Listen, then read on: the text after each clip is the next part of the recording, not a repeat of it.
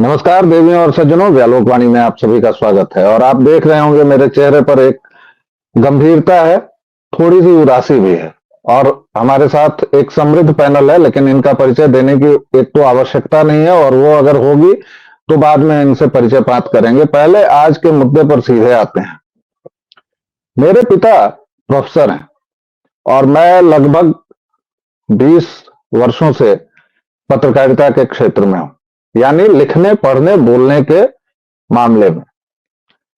और दिक्कत यह है कि मेरे पिताश्री को मैं अगर अपने फेसबुक पर ब्लॉक करता हूं तो वो किसी दूसरे की आईडी से मेरा लिखा हुआ पढ़ लेते हैं और पढ़ते रहते हैं, यानी वो मुझ पर निगाह रखते हैं अभी तक।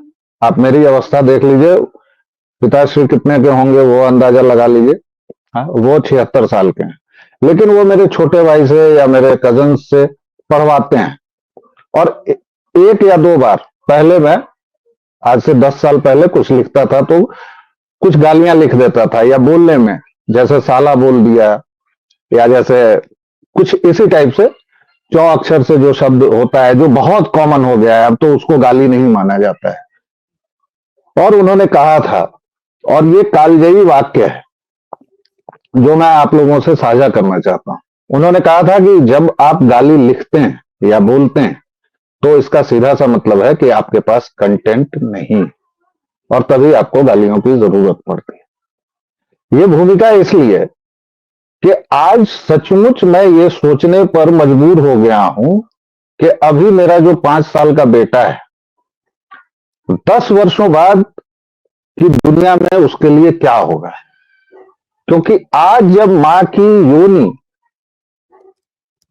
और पुरुष के लिंग की लंबाई और मां पिता के संभोग पर खुलेआम चर्चा हो रही है, तो 10 वर्षों के बाद हम कहां पहुंचेंगे, किस गलाजत में, किस सुअर बाड़े में हम लोग रह रहे हैं। और ये लोग इन्फ्लुएंसर हैं, ये लोग सो कॉल्ड थॉट लीडर्स हैं। इन लोगों को इस सरकार ने, प्रधानमंत्री ने पुरस्कृत किया है। इन लोगों को लाखों करोड़ों की संख्या में लोग फॉलो करते हैं। इनको एक एक सेकंड के हजारों रुपए मिलते हैं, कुछ को लाखों रुपए मिलते हैं। अब ये फिल्मों में आ रहे हैं, लेकिन ये गलाजत आज की नहीं है। विषय हमारा आज का यही है। मेरे साथ हैं आनंद कुमार जी, इनसे आप सुपरिचित हैं, गीतायन के लेखक हैं। एक नमूने ये भी हैं, नमूने मतलब किसी नकारात्मक अर्थ में नहीं ले लीजिएगा, लेकिन एक नमूना आप देख सकते हैं आनंद जी का भी है कि ये अपने लेखन से या बोलने से ये चुपके से गीता पढ़ाते हैं। कितने रिग्रेसिव हैं, कितने पिछड़े हुए हैं, गीता पढ़वाते हैं, वो भी चुपके से, धोखे में, फिल्म की कहानी में डालकर गीता पढ़ा देते हैं। दूसरे हमारी बाईं तरफ, आप लोगों को शायद दाईं तरफ दिखते होंगे, वो थोड़ा मिरर इमेज का प्रॉब्लम है।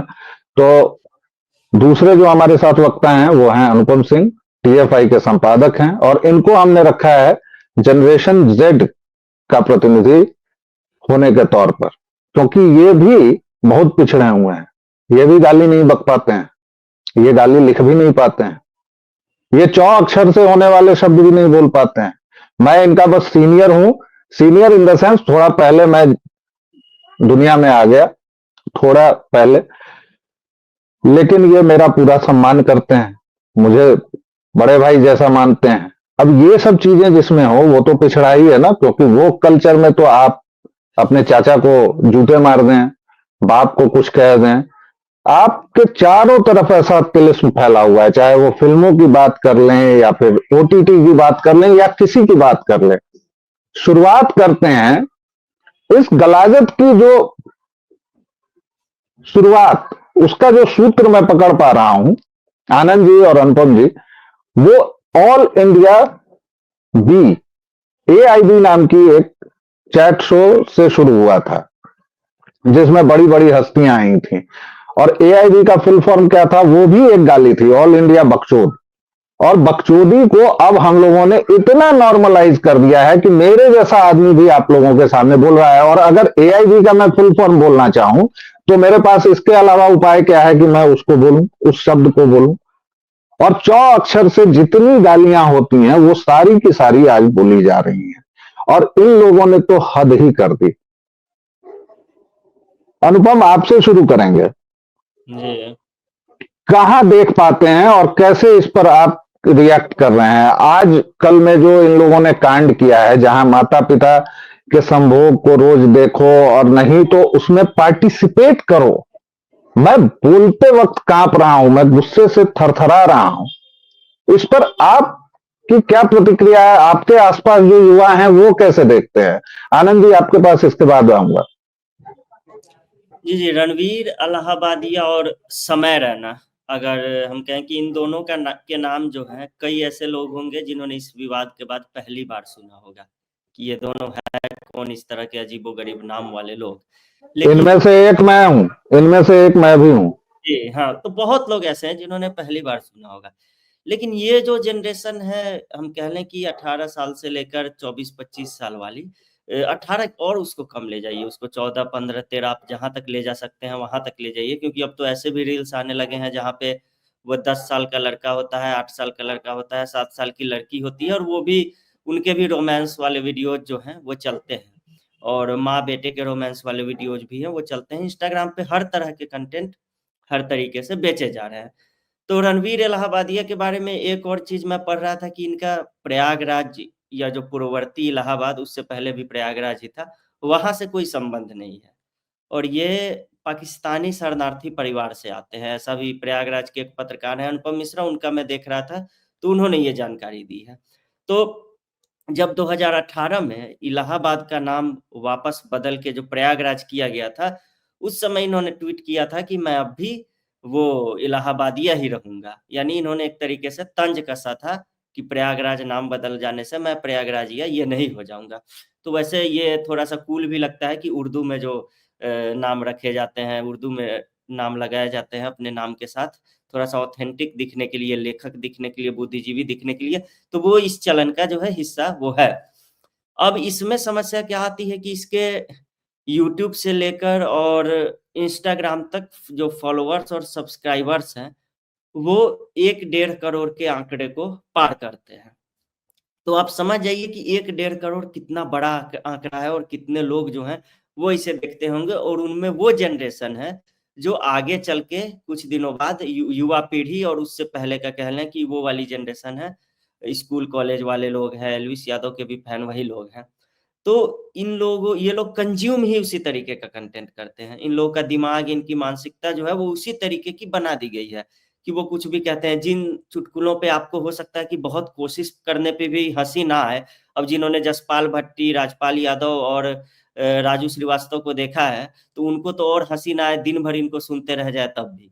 तो उन जोक्स पे जिनको आप पे दिन भर हँसी नहीं आएगी, वो उसपे दिन भर हँसते हैं लोग, 1-1 सेकंड के, 10-10 सेकंड के जोक पर, और वो इसी तरीके के होते हैं स्टैंड अप कॉमेडी के नाम पे। ये इंडिया गॉट टैलेंट जो शो आया है, एक तरीके से इंडिया गॉट टैलेंट तो पहले से टीवी चैनलों पर चल रहा है, तो उसमें तो ठीक था, कम से कम किरण खेर जैसी वहाँ पे जो विशेषज्ञ हैं वो बैठती थी, करण जौहर भी बैठता था, लेकिन विशेषज्ञ लोग भी वहाँ पे बैठा करते थे। उसी का कह लीजिए कि ये अश्लील वर्ज़न हो गया, बहुत ज़्यादा अश्लील वर्ज़न हो गया, तो इन्होंने नाम रख दिया इंडियाज़ गॉट टैलेंट, और इसे पैसे देके सब्सक्रिप्शन लेकर और लोग जो हैं वो देख रहे हैं। तो इसमें ये तर्क दिया जा रहा था कि अगर नहीं देखना है तो आपको मत देखिए, लेकिन अब विरोध करने वाले कौन होते हैं? तो कहने का मतलब ये है कि 15 साल, 14 साल, 13 साल के बच्चों को तो आप ये नहीं कह सकते हैं कि नहीं पसंद है तो मत देखो, वो तो देखेगा ही भई। इंटरनेट स्क्रॉल करते हुए उसके सामने अनफ़िल्टर्ड जो भी सामग्री आ रही है, वो उससे देखेगा भी, और उससे बाल-मन जो है वो जल्दी इन्फ्लुएंस होता भी है, और फिर वो उस चीज़ को इमिटेट करते हैं, मतलब उस चीज़ को अपने जीवन में उतारने की कोशिश करते हैं। तो इनको क्रेडिबिलिटी कहाँ से मिलती है, अब मैं बताता हूँ। प्रधानमंत्री से इसको अवार्ड मिल जाता है, वहाँ पे डिस्रप्टर ऑफ द ईयर का अवार्ड मिल जाता है, वहाँ पे बहुत सारे इन्फ्लुएंसर बुलाए जाते हैं, और सोचिए कि मैथिली ठाकुर भी वहीं पे बैठी होती है उसी अवार्ड समारोह में, और उनके सामने ही जो है इनको वो वाला अवार्ड जो है वो दिया जाता है। तो ऐसा नहीं है कि इन्फ्लुएंसर्स में सारे के सारे जो हैं इसी तरीके के हैं, उसमें बहुत अच्छे भी हैं। लेकिन अब सरकारी स्तर पे क्या कहें, कहाँ खामी हुई, या फिर इसका ये भी तर्क दिया जा रहा है कि किसी को क्या पता था, या प्रधानमंत्री की टीम को क्या पता था कि बाद में चल के ये इस तरीके की बात जो है वो बोलेगा। तो उन्होंने तो उस समय अवार्ड दे दिया, अच्छा दिखता है। और जब आप जाएँगे इनके चैनल पे, तो आपको तरह-तरह के जो इन लोगों की खुद की बुद्धिमत्ता जो है वो शून्य होती है। तो ये लोग गेस्ट्स बुलाते हैं, और वो गेस्ट्स बुलाते हैं और उनसे कुछ-कुछ बुलवाते हैं, और अजीबो-गरीब सवाल कुछ तैयार रखे होते हैं, और बीच में ये सिर्फ़ एक्सप्रेशंस देते हैं। इंस्टाग्राम पर आजकल ये एक्सप्रेशन देने, रिएक्शन देने का भी एक बाज़ार है। जैसे मान लीजिए मैं आपके पास, जैसे आज टेडी डे है, वैलेंटाइन्स डे वाला। तो मैं आपके पास आ गया आज टेडी लेके, और कोई उस चीज़ को शूट कर रहा है, तो आपका रिएक्शन क्या है कि अनुपम टेडी लेके आ गया, घर में आप बैठे हुए हैं, आपने अचानक देखा, आप हँस रहे हैं कि रो रहे हैं, आप क्या बोल रहे हैं, आप ओ कर रहे हैं कि आप गुस्सा रहे हैं। तो ये भी 5 मिनट का जो कैद होगा, ये अपने आप में एक कंटेंट है इंस्टाग्राम के लिए, रिएक्शन के लिए। तो इस तरीके का चलता है, तो ये गेस्ट को बुलाते हैं, और रणवीर इलाहाबादिया ने मतलब अंधविश्वास को भी बढ़ावा दिया है बहुत अच्छे तरीके से। एक से एक तांत्रिक आपको मिल जाएँगे वहाँ पर उनके शो पर, और वो अजीब-अजीब सी बातें करेंगे, भूत देखे होते हैं या नहीं, भूत देखा है या नहीं, भूत भगाने से लेके तरह-तरह की अंधविश्वास की बातें जो हैं ये लोग करते हैं, और ये सब लोगों को आजकल बहुत पसंद आता है, क्योंकि इन्होंने देखा कि अब जो मार्केट आ गया है, वो थोड़ा अध्यात्म वाला आ गया है। महाकुंभ की भीड़ देख लें, या राम मंदिर, काशी मथुरा कॉरिडोर देख लें, तो इनको लग रहा है कि अब उस मार्केट का दोहन करने के लिए, उसको दूहने के लिए कह लें, कि इन्होंने ये तरीका कि आज़माया कि इसमें थोड़ा और इसको रहस्यमयी बनाने के लिए इसमें भूत-प्रेत का छौंक जो है वो लगा दो।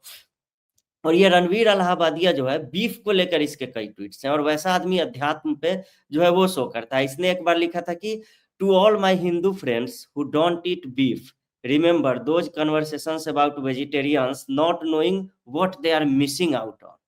ऐसे ही एक बार इसने लिखा था कि my love affair with juicy ass beef burgers in Bombay began in 2007। और मतलब ये बीफ बर्गर को लीजेंडरी बर्गर जो है वो बता चुका है। और ऐसा लोग अगर हिंदू जो इकोसिस्टम कह लें, या हिंदुओं की सरकार जिसको कहा जाता है, हिंदुओं की व्यवस्था जिसको कहा जाता है, वहाँ पे अगर अवार्ड पाता है, तो ये अपने आप में दिखाता है। मंत्रियों ने चुनाव से पहले इसको अवार्ड दिया था। तो हो सकता है राजनीति की अलग तरह की मजबूरियाँ होती है, किसी आदमी के पीछे अगर 1 करोड़ लोगों का क्राउड खड़ा हो गया है, तो उन दर्शकों तक पहुँचने के लिए जो नेता मंत्री हैं वो इस्तेमाल कर कर लेते हैं इन्हें। लेकिन इसमें वही बात है कि पहली बार ऐसा हो रहा है कि इसके कंटेंट पर दक्षिणपंथी, वामपंथी, इस्लामी, अभी मैं देख रहा था वारिस पठान है, वो बोल रहा था इसे जूतों से मारा जाना चाहिए। एक नीलेश मिश्रा, वो भी द स्लो इंटरव्यू करके एक लेके आते हैं, तो उन्होंने भी निशाना साधा है कि ऐसा जो है नहीं होना चाहिए। ध्रुव राठी ने भी बोला है कि सेंसरशिप जो है वो इसका जवाब नहीं है, लेकिन ये जो शो है ये एक तरीके से गरिमा को गिराता है, जो कॉमेडी की गरिमा है उसको। उसके बाद कह लें कि जैकी यादव जो ट्विटर पे, वो तो एफआईआर करने पहुँच गया था थाने में। अनुपम आपको रोकूंगा यहाँ, जी, जी। क्योंकि ये जैकी यादव वही है जिसने 2 दिन पहले एक स्क्रीनशॉट रख लेने का दावा किया था, इसलिए इन लोगों को तवज्जो। खैर मैं क्या दूंगा, मैं तो इनमें से बहुत को देखता भी नहीं, जानता भी नहीं। मैं केवल एक बात कहूंगा जिसका जवाब आपने खुद ही दे दिया कि प्रधानमंत्री को नहीं पता होगा, प्रधानमंत्री की टीम में पता होगा, लेकिन ये तो पता होगा कि बीफ के बारे में उस आदर्श बालक के, जिसकी मां आज बहुत प्रसन्न हो रही होगी। हालांकि दर्शकों श्रोताओं, मैं जानता हूं कि आप इस बात को पसंद नहीं करेंगे, लेकिन आज इस पर थंबनेल पर केवल एक शब्द लिखा रहेगा और उसका इंतजार कीजिएगा। और मैं आपको बताऊं कि ये व्यक्ति, ये जितने लोग हैं, ये कम से कम अपनी मां के पेट से तो नहीं जन्मे होंगे, क्योंकि मां की पेट से जन्मा हुआ कोई भी बच्चा अपने मां के बारे में ऐसी घटिया, घिनौनी, वहशी बात नहीं कह सकता। आनंद जी, ऑल इंडिया बकचोद से शुरू हुई यात्रा, जहां पर करण जौहर जैसा जनखा बैठा हुआ था अपने मां बाप को लेकर, अभी इन्होंने जिस समय रैना का नाम लिया है, जो नाम से तो कश्मीरी हिंदू लगता है, और उसको भगाया गया होगा कश्मीर से, मुझे लगता है, क्योंकि वो 25-26 साल का लौंडा है। ये अभी केबीसी की सीट पर था, और उसमें इस लौंडे ने केवल एक बात अच्छी कही कि अमिताभ बच्चन को इसने कहा कि मुझे पता नहीं सर कि आपकी क्या मजबूरी है कि आपको हमारे साथ बैठना पड़ रहा है। तो जब सो कॉल्ड सदी के महानायक उसको देते हैं अपनी सीट, जब हमारे प्रधानमंत्री ये करते हैं तो इससे ज्यादा लेजिटिमेसी कहां से मिलेगी। लेकिन ऑल इंडिया बकचोद से शुरू हुई यात्रा आज कहां तक पहुंच गई है, इस चीज को जरा आप समझाइए। और ये कितना घातक है वो तो हम समझ रहे हैं, लेकिन इसके बावजूद इसका कंज्यूमर बेस जो है वो इतना फैलता कैसे जा रहा है।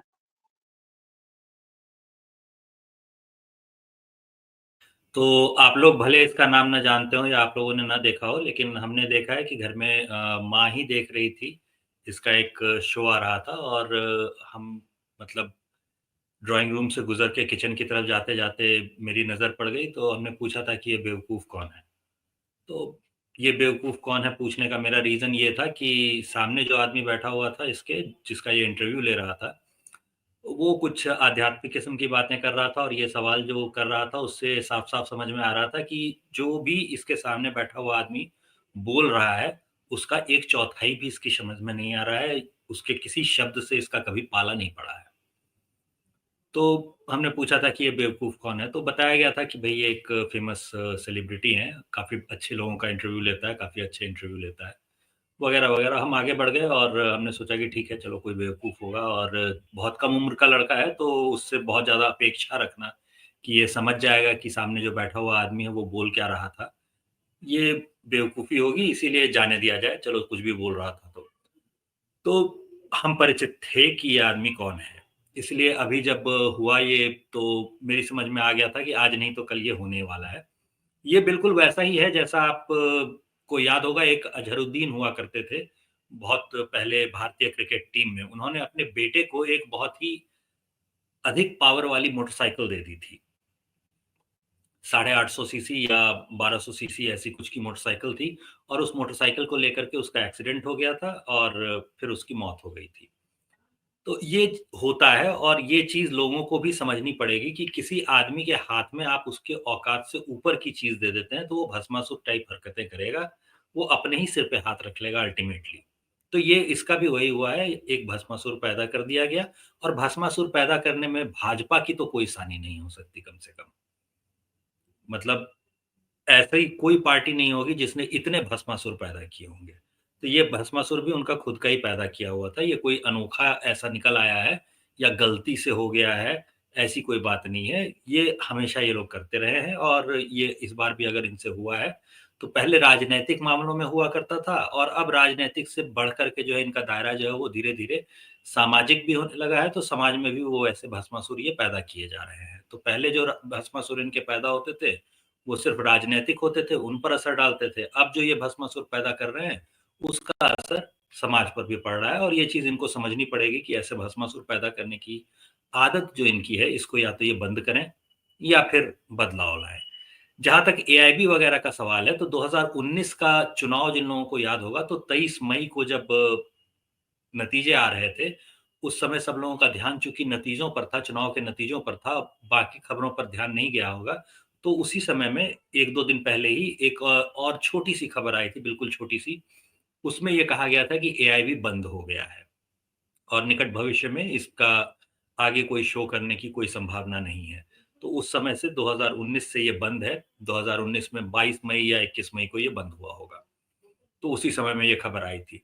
अब क्या है कि देखिए कंटेंट के मामले में लोग भी थोड़ा-सा सचेत होते जा रहे हैं, इसीलिए आप देखेंगे कि सरकार की तरफ से कोई भी इस मामले में या इस तरह के मामलों पर कोई प्रतिक्रिया आए, इसकी कोई व्यवस्था अभी तक नहीं है। जो व्यवस्थाएँ करने की कोशिश की भी गई हैं, जो एक्ट वगैरह थे, उन एक्ट्स वगैरह में बदलाव करने की कोशिश की गई थी, तो उन एक्ट्स में जब बदलाव करने की कोशिश की गई थी, तो ऐसा ही एक और नाम होता है, कुणाल कामरा जिन लोगों को याद होगा, जो एरोप्लेन में बकवास करने के बाद ज़बरदस्ती बहस कर रहा था वो अर्नब गोस्वामी से शायद और उसके बाद उसे ग्राउंडेड कर दिया गया था मतलब नो फ्लाई वाला जो लिस्ट होता है उस पे डाल दिया गया था कुछ एयरलाइंस के द्वारा।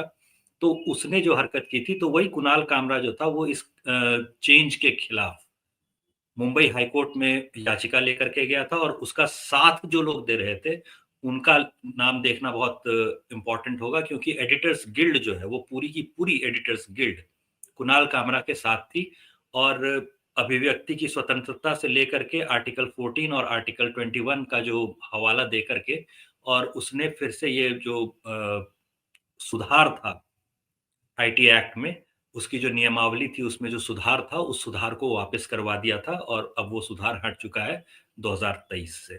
तो पहले ये व्यवस्था करने की कोशिश की थी सरकार ने कि इस पर थोड़ा-सा नियंत्रण लाया जा सके, लेकिन अब वो नियंत्रण भी जो है वो हट चुका है, और ये नियंत्रण हटाया भी वैसे ही लोगों ने है। तो कुणाल कामरा भी किस किस्म के मज़ाक किया करता था, किस किस्म के जोक बनाता था, वो सभी लोग जानते हैं। तो ये पूरी की पूरी लिस्ट, अगर पूरी की पूरी सूची आप देखेंगे तो आपको एक चीज़ पर ध्यान देना पड़ेगा कि ये सब लोग जो हैं वो कोई 1 महीने, 2 महीने, 6 महीने में पैदा हो गए लोग नहीं हैं। जी इनकी जो काम करने की समय सीमा है वो देखेंगे आप, तो इनको करीब-करीब 10 साल तक पोषित किया गया है। 10 साल तक पोषित कोई ऐसे ही नहीं हो जाता। 10 साल तक आपका जी खर्चा चलता रहे, आपको कम से कम सालाना जो है वो 5 लाख रुपए आपके अकाउंट में आते रहें हर साल, मतलब हर महीने के करीब 50,000 रुपए, लाख रुपए, ऐसा कुछ आता है आपके अकाउंट में हर, मतलब मुंबई में अगर आप जीवन यापन कर रहे हैं तो 50,000 से 1 लाख रुपए आपको हर महीने चाहिए। तो ये 50,000 रुपया हर महीने आपके अकाउंट में आता रहे, ये व्यवस्था करके और आपको 10 साल तक पोषित किया जाए, ये किसी साधारण व्यक्ति के लिए संभव नहीं है। इसके लिए बड़ी एजेंसीज़ चाहिए। तो भारत में चाहे आपको नारायण मूर्ति जैसे लोग दिखें, चाहे यूएसएड और ऐसी दूसरी संस्थाएँ दिखें, इन संस्थाओं ने 10-10 साल तक इन लोगों को पोषित किया है, प्रशिक्षित किया है, और उसके बाद नहीं, आगे हमारे धीरे-धीरे करके उतारा है। हमारे यहाँ के उद्योगपतियों की तो खैर वो एक अलग वीडियो का विषय है, क्योंकि आनंद महिंद्रा हो या कोई भी हो, यू नेम इट, अब अडानी अंबानी जो भी हैं, वो जिन मीडिया हाउसेज को सपोर्ट करते हैं, या फिर एक जो संस्था बनाई थी इन लोगों ने जिसके चलते वो क्लिप कटुआ को पैसा मिलता है, जिससे उसमें आप नाम देखिए, हमारे यहाँ के सारे हैं, क्योंकि उनको सीएसआर में देना होता है फंड, उनको अपने पैसे बचाने होते हैं, एंड दे डोंट केयर। मतलब वो क्यों ये जानना चाहेंगे कि ये लोग कौन है? उनके हिसाब से तो पत्रकारिता की एक परिभाषा है, उसमें होंगे लोग, इसलिए उनको मैं दोष भी नहीं देता। खैर, वो एक अलग विषय है। अभी हम लोग सेंसरशिप पर भी बात करेंगे कि ये जो सेंसरशिप की बात चल रही है, मैं तो सेंसरशिप के पक्ष में हूं, और मैं ये खुले तौर पर कहता हूं कि हरेक अभिव्यक्ति के हरेक साधन पर जो अयोग्य हैं उनको बोलने पर, उनके लिखने पर रोक लगनी चाहिए, और यह काम सरकार ही कर सकती है, क्योंकि सत्ता उसी के पास है। आज जो हम देखते हैं, जिस अब जो भी है उस पर हम लोग बात करेंगे, अब साहस है नहीं है, मोदी जी 56 इंच है कि 53 इंच है, वो सब हम लोग बाद में बात करेंगे। लेकिन मेरा मुद्दा यह है कि सत्ता को क्यों नहीं सेंसर करना चाहिए। सत्ता जरूर सेंसर करे, क्योंकि ताकत उसके पास ही है। मैं सेंसर नहीं कर सकता हूं, जिस वजह से मैं आज खुद को पत्रकार कहने में शर्मिंदा महसूस करता हूं। वो स्थितियां किसने बनाई हैं? क्योंकि गली में जिसके पास भी एक मोबाइल है, अब यहां पर मुझे गाली देने की इच्छा हो रही है तो मैं कैंचो से काम चला लूंगा। कैंचो वही बना हुआ है पत्रकार, एक माइक लेके और अपने मुंह में ठूंस के, और अभी कुंभ में छपरियों की पिटाई हुई। बहरहाल, एक सवाल आप दोनों से कॉमन है, पहले अनुपम आप जवाब दें और फिर आनंद जी आप दें।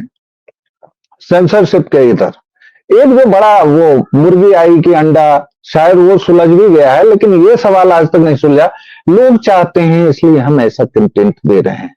ये मैंने जब पत्रकारिता की शुरुआत की थी, तब जितने असभ्य, जाहिल, मूर्ख, नीच किस्म के संपादक थे, और जिन्होंने पूर्ण परोसना शुरू किया था, Dainik Bhaskar was the first one, उसके बाद बीबीसी में परोसा गया या जिसमें भी, तो वो लगातार यही दलील देते थे, और जिसकी वजह से डिजिटल की इन्होंने भ्रूण हत्या कर दी, एक सर्वाधिक सशक्त माध्यम की। मैं हमेशा कहता हूं कि टीवी को इन्होंने किशोरावस्था में मार दिया, और डिजिटल की तो भ्रूण हत्या ही कर दी, क्योंकि हमारे यहाँ के यही अंजुम फंजुम जो भी थे, ये जितने हरामखोर लोग थे, कंटेंट हम वही देते हैं जो जनता चाहती है। तो क्या मस्तराम को पढ़ाना अनिवार्य कर दिया जाए? आप दोनों से ये कंटेंट का ये जो विशेष सर्कल है, इस पर 3-3 मिनट में आप दोनों से जवाब चाहूंगा। पहले अनुपम, फिर आनंद जी आप।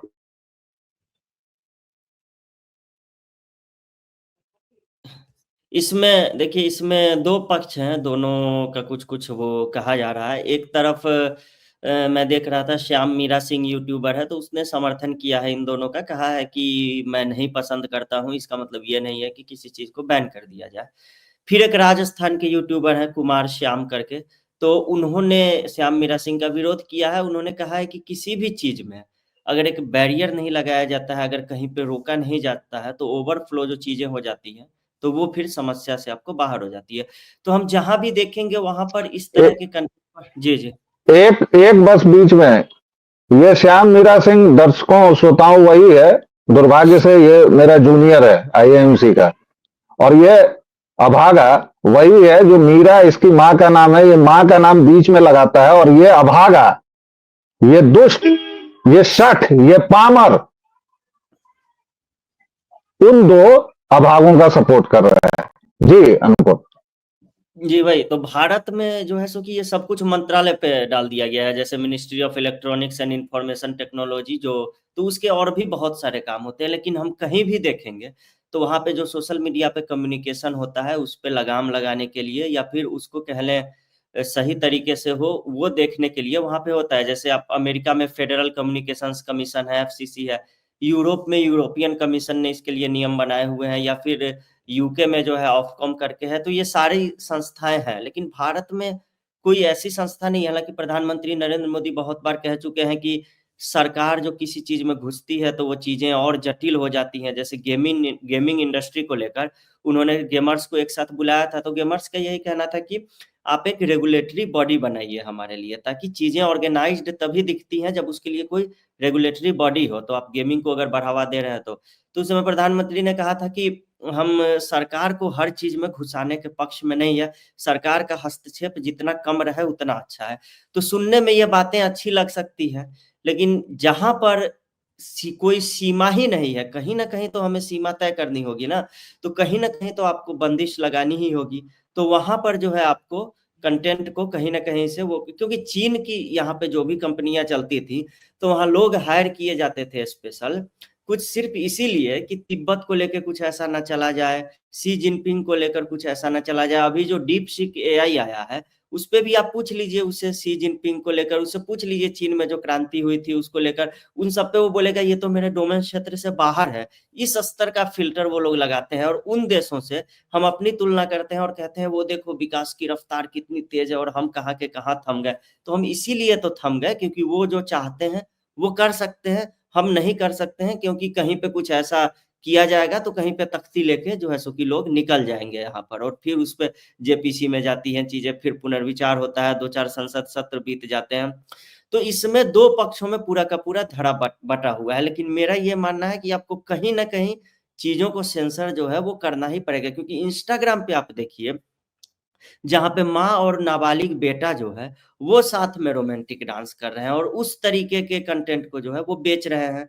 तो क्या ये स्वीकार्य है, खासकर भारतीय समाज में, जहाँ पारिवारिक मूल्य और नैतिक मूल्यों को हमने एक तरीके से कह लें तो संविधान से या फिर हर चीज से, प्रोफेशनल लाइफ से, हर चीज से ऊपर रखा है, अब तक रखा है, लेकिन क्या अगली पीढ़ी जी इसको बरकरार रखेगी, ये सोचने वाली बात है। तो जी। इसके लिए सेंसरशिप आवश्यक है।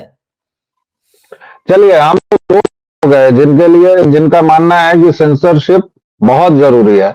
आनंद जी, इस पूरे हल्ले में हम लोग एक बालिका का नाम भूल गए हैं, कोई मखीजा वखीजा है, और मखना हमारे यहाँ मखना बिहार में किस चीज को कहा जाता है, ये मैं दर्शकों को बता देता हूं। गू में अगर आपका पैर लग जाए, गू समझते हैं दर्शकों, पखाना, टट्टी, शिट, गोबर, गू में अगर आपका पैर लग जाए तो उसको हमारे बिहार में कहते हैं कि मख गया। तो ये जो मखीजा बालिका है, इसके तो नाम में ही गू है, और इसने एक महिला होकर, एक बच्ची होकर, एक युवती होकर मां की योनि के बारे में ऐसी बातें कही हैं। इसको 6 इंच का लिंग चाहिए।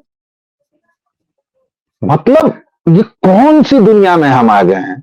ये केवल एक भूमिका थी दर्शकों और श्रोताओं के लिए। आनंद जी, आपका प्रश्न वही है जो मैंने अनुपम जी से पूछा था, आप उसमें और कुछ चाहें तो जोड़ सकते हैं, 3 मिनट। मैं एक थैंक यू। लाइन से बता दूं कि ये अपूर्व मखीजा जो है, ये जो है इसको रिबेल किड भी नाम से जाना जाता है, और ये जो है कलेसी औरत खुद को कहती है। और इसके जो फैंस है उनका मानना है कि ये स्टोरी टेलिंग, मिनी व्लॉग्स, ये सब में एक्सपर्ट है, ये सब इसके बहुत अच्छे होते हैं।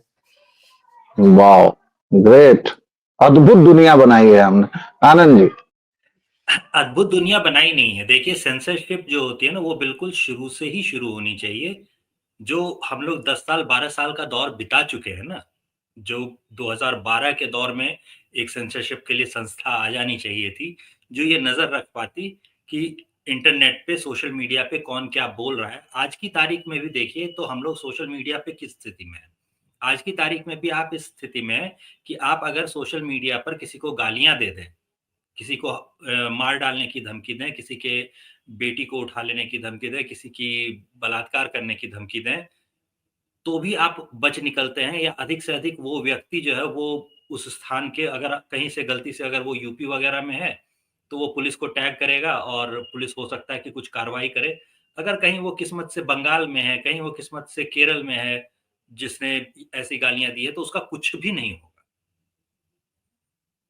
तो एक सेंसरशिप की संस्था हमें बहुत पहले से चाहिए थी, जो कि इस तरह की हरकतों पर लगाम रख सकती और शुरू से लगाम लगाई जाती कि तुम ये बोल सकते हो, तुम ये नहीं बोल सकते।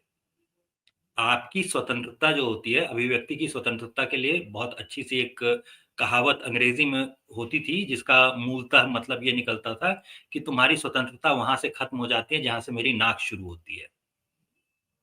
तो भाई, कहीं ना कहीं आपकी स्वतंत्रता खत्म होती है, ये चीज लोगों को समझाना होगा। डिजिटल मीडिया बिल्कुल एक नया प्लेटफॉर्म है। स्कूलों में या कॉलेजेस में इसके बारे में पढ़ाया गया हो या कैसे इस पर बात करते हो, ये नहीं हुआ है। हम लोग, आप याद कीजिए कि हम लोग अपने स्कूल कॉलेज तक के दौर तक हम लोग संवाद, हम लोगों को सिखाया जाता था, बकाया चिट्ठी लिखना जो होता था वो सिखाया जाता था कि आप जब पिताजी को चिट्ठी लिखेंगे तो वहां पे लिखा जाता है पूज्य पिताजी, सादर प्रणाम। और जब आप स्कूल के प्रिंसिपल को चिट्ठी लिख रहे होते हैं तो पूज्य प्रिंसिपल साहब नहीं लिखते हैं, आदरणीय प्रधानाध्यापक महोदय या आदरणीय प्राचार्य, इस तरह से लिखते हैं। तो आदरणीय कहाँ लिखा जाता है, पूज्य कहाँ लिखा जाता है, इसका अंतर तक जो है हम लोगों को कम्युनिकेशन में सिखाया गया था। तो सोशल मीडिया पे जब आप कम्युनिकेट करते हैं तो किस तरह की आपकी भाषा होनी चाहिए, क्या आपको करना है, क्या नहीं करना है। सोशल मीडिया बुलिंग जो होती है उसकी समस्याएं अब स्कूलों में आने लगी हैं, और वो सिखाने कौन जाता है, तो मेरे जैसे प्रशिक्षकों को ले जाना पड़ता है स्कूल में, और स्कूल में हम बच्चों को बताते हैं कि भैया तुम ये कर सकते हो, तुमको ये नहीं करना चाहिए, या ये करोगे तो तुम्हारे घर तक तुम्हारी शिकायत पहुंच सकती है। या अगर तुम एक बार कर दोगे तो उसका स्क्रीनशॉट लेकर के अगर कोई रख लेगा तो वो बरसों तक रहता है। 50 साल बाद भी कोई वो स्क्रीनशॉट निकाल करके लगा सकता है कि देखो तुमने ये किया था। तो ये तुम्हारी छवि पर हमेशा के लिए एक बदनुमा दाग बन के वैसे ही रह जाएगा, जैसे तुम्हारा 10th का मार्कशीट होता है, जैसे तुम्हारा 12th का मार्कशीट होता है। तो ये सारी चीजें हम लोग सिखा रहे होते हैं। ये सारी चीजें सिखाना जो था, ये सारी चीजें करना जो था, ये सरकार की जिम्मेदारी थी। आज जब हम लोग फोन करते हैं किसी को, तो फोन पर जो ये शुरू में सुनाई देने लगता है कि साइबर अटैक हो सकता है या साइबर धोखाधड़ी हो सकती है, बहकावे में ना आए, तो ये सब जो शुरू करना पड़ रहा है सरकार को, ये सिर्फ और सिर्फ इसलिए करना पड़ रहा है क्योंकि पहले से आपने जो है तैयारी नहीं की। आप डिजिटल इंडिया लेकर के आ गए, लेकिन डिजिटल इंडिया के लिए जिस तरह का सपोर्ट सिस्टम चाहिए था, जनता को जितना सिखाने पढ़ाने की जरूरत थी, उतना सिखाने पढ़ाने की कोशिश भी नहीं की गई। एक अलग संस्था होती जो सोशल मीडिया पर और बाकी ऐसी चीजों पर, जो नए डिजिटल प्लेटफॉर्म्स क्रिएट होने की वजह से बन रही है और हो रही हैं, तो ये चीजें हो सकती थी। अभी जो हो भी रहा है उसमें जो समस्या है वो एक बहुत भयावह समस्या है। भयावह समस्या जी। क्यों है? क्योंकि वहां पर जो आदमी कानून बनाने के लिए या नियम लिखने के लिए बैठा हुआ है, वो कोई 50 साल का बुढ़ा है। उस बेचारे को तो खुद ही ढंग से मोबाइल चलाना नहीं आता है, और वो कानून बनाने बैठा है। और किस चीज पर कानून बनाने बैठा है? तो सोशल मीडिया पर कानून बनाने बैठा है। तो वो सही कानून जी। बनाएगा कैसे?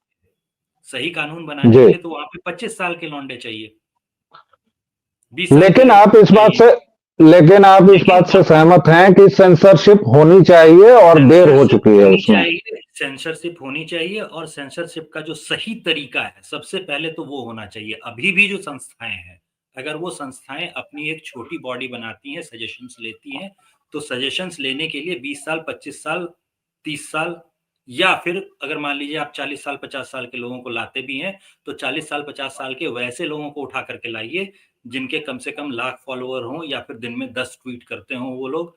इस चीज़ की जाँच की जाए, और उसके बेसिस पे उनको बुलाइए, बिठाइए, और उसके बाद उनसे सजेशन लीजिए कि भैया हमें क्या करना चाहिए। चलिए, जिन गधों को आनंद जी ने उनसे तो नहीं होने वाला। आनंद जी ने तो आगे बढ़कर राह भी दिखा दी।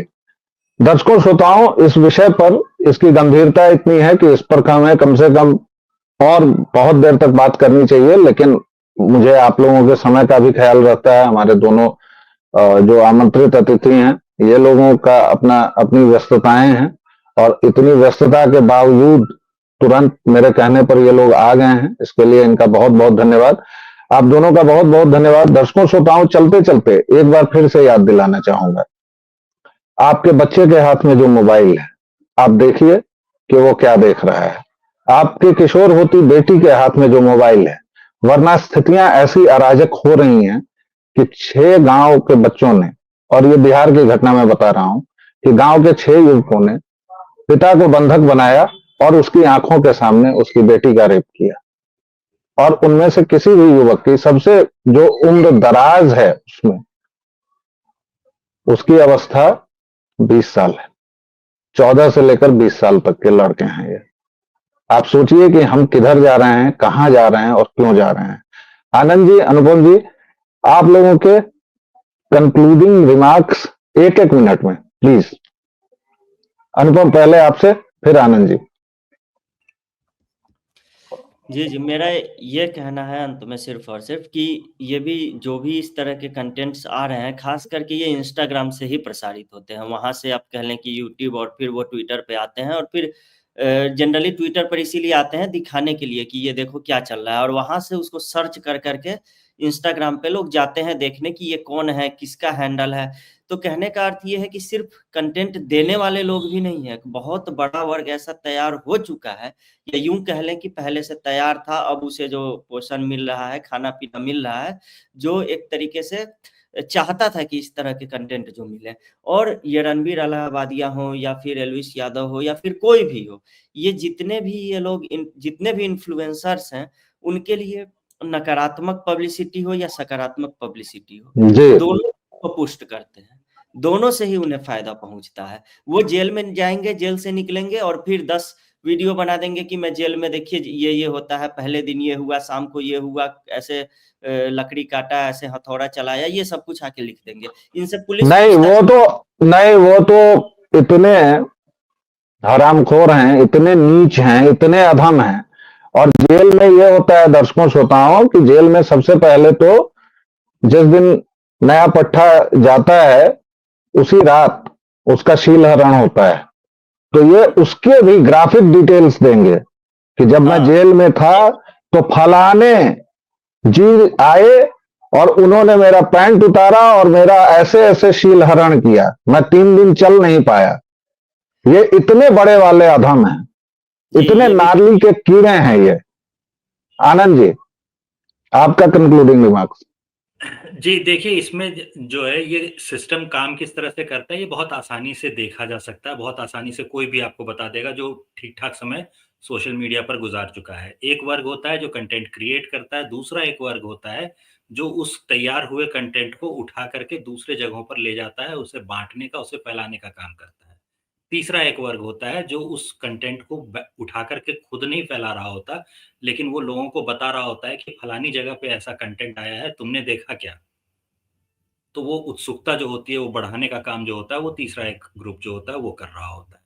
चौथा एक ग्रुप उस पे रिएक्शन देता है, कि इसने ऐसा कहा या ऐसा किया और उस पे मेरी प्रतिक्रिया ये है, और इन सभी तरीकों से उस एक कंटेंट बनाने वाले को प्रचार मिलता है। तो ये जो पूरा चेन है, ये पूरा चेन और पूरा इकोसिस्टम ऐसे जादू से नहीं फलता-फूलता। इस पूरे चेन जी, का बहुत आसानी से बैंक अकाउंट के डिटेल्स के ज़रिए पूरा हिसाब-किताब निकाला जा सकता है, बिल्कुल आसानी से किया जा सकता है। अगर सिर्फ जी क्योंकि सारा का सारा पैसा ये लोग अलग अलग जगहों पर रह रहे होते हैं, इसीलिए पैसा सिर्फ और सिर्फ बैंक ट्रांसफर के जरिए जा सकता है, कैश में नहीं जा सकता। तो बैंक ट्रांसफर के जरिए इसका पता भी लगाया जा सकता है। सिर्फ आपको जी चाहिए एक की संस्था जिसके पास इतने अधिकार हो। बिना दांत वाला कोई बाघ हमें नहीं चाहिए, हमें दांत वाले बाघ चाहिए। तो भाई टूथलेस टाइगर मत दीजिए, कोई ऐसी संस्था बना करके दीजिए जो कि ये पैसों का ट्रेल जो है, मनी ट्रेल एक बार देख सके। और जैसे ही वो मनी ट्रेल देखेगी तो वो पूरी लिस्ट जो है, पूरी सूची जो होती है वो बाहर निकल आएगी। बहुत मुश्किल से 6 महीने भी नहीं लगेंगे इस सफाई करने में, जी। बल्कि 6 और महीने ये समय चाहिए, एक संस्था भी चाहिए जिसके पास दांत भी हो और एक विल पावर भी चाहिए। और सरकार को, खासतौर से प्रधानमंत्री को बहुत ज्यादा ख्याल रखने की जरूरत है कि वो किन नीचों को पुरस्कृत कर बैठते हैं। अपने मोदी जी, आपके प्रशासन के ही हम लोग फैन हुआ करते थे। क्या कर रहे हैं महाराज? क्या आपको पता ही नहीं चल पा रहा है कि किन नीचों को आपसे पुरस्कार दिलवा दिया जा रहा है? आपके सूचना मंत्रालय, प्रसारण मंत्रालय में आप एक भस्मासुर को लेके बैठे हुए हैं। तो मतलब मोदी वो जी जो देखिए, डायलॉग था ना, वो जो डायलॉग था, सरकार उनकी है तो क्या सिस्टम तो अब भी हमारा है। तो ये डायलॉग जी सुनाना पड़ रहा है, ये बहुत ही शर्म की बात है। बिल्कुल। और दर्शकों, श्रोताओं, दिल सचमुच बहुत भरा हुआ है, बहुत सारी गालियां आ रही हैं मन में, लेकिन वही पिताश्री इसको भी देखेंगे और इसलिए मेरे घर में तो सेंसर लगा हुआ है। लेकिन यह सोचिए कि 10 वर्षों के बाद हम अपने बच्चों को क्या देने वाले हैं। और हमारे यहाँ की जनसंख्या सोचिए, हमारे यहाँ के मोबाइल फोन सोचिए कि कितने हाथों में है। अमेरिका बर्बाद हो चुका है, लेकिन उसकी जनसंख्या कितनी है? 30 करोड़। उसमें युवक कितने हैं? वो परसेंटेज निकालिए। हमारे यहाँ तो एक, अगर बुलडोजर निकलता है और खुदाई करता है तो उसको देखने के लिए 1000 लोग खड़े हो जाते हैं। तो हम अपने समाज को लेकर किस विनाश की ओर बढ़ नहीं रहे हैं, दौड़ रहे हैं, इस पर सोचिएगा जरूर। ये वीडियो इसलिए नहीं है, आप इसको लाइक शेयर सब्सक्राइब करें न करें, मैं इसको आपसे कोई इसकी प्रार्थना नहीं करने वाला हूं। लेकिन अगर सोचकर एक व्यक्ति एक ऐसे छपरी को भी टोकता है, बदलता है, तो वो हमारी सफलता होगी, हमारे इन दोनों अतिथियों की भी सफलता होगी। फिलहाल के लिए इतना ही, अगले वीडियो में फिर मिलेंगे। तब तक के लिए जय सिया राम। जय श्री राम।